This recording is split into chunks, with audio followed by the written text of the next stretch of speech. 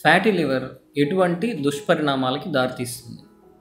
Fatty liver అంటే నేను ముఖ్యంగా ఎన్ఏఎఫ్ఎల్డి లేదా ఎంఏఎఫ్ఎల్డి గురించి మాట్లాడుతున్నాను. ఇది మనకి 80% అంటే 80% మందికి ఫ్యాటీ లివర్ లాగే ఉంటుంది. మిగిలిన 20% మందికి స్టీటోహెపటైటిస్ అంటే లివర్లో ఇన్ఫ్లమేషన్ స్టార్ట్ చేస్తుంది.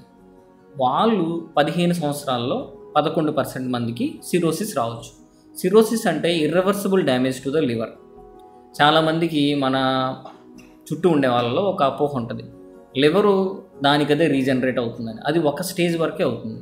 ఈ సిరోసిస్ వచ్చిన తర్వాత మళ్ళీ రీజనరేట్ అయ్యే అవకాశం ఉండదు. ఈ సిరోసిస్ వచ్చిన తర్వాత వాళ్ళకి హెపటోసెల్యులర్ కార్సినోమా అంటే లివర్ క్యాన్సర్కి అంటే ఒక 7% వీళ్ళలో సిరోసిస్ వచ్చిన వాళ్ళలో 7% మందికి హెపటోసెల్యులర్ కార్సినోమా అంటే లివర్ క్యాన్సర్ వచ్చే అవకాశం ఉండొచ్చు.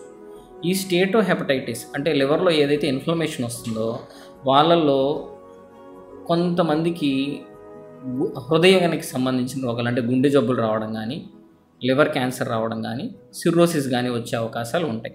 వీటి వల్ల ఎక్కువ మందికి మరణం సంభవించే అవకాశం ఉంటుంది.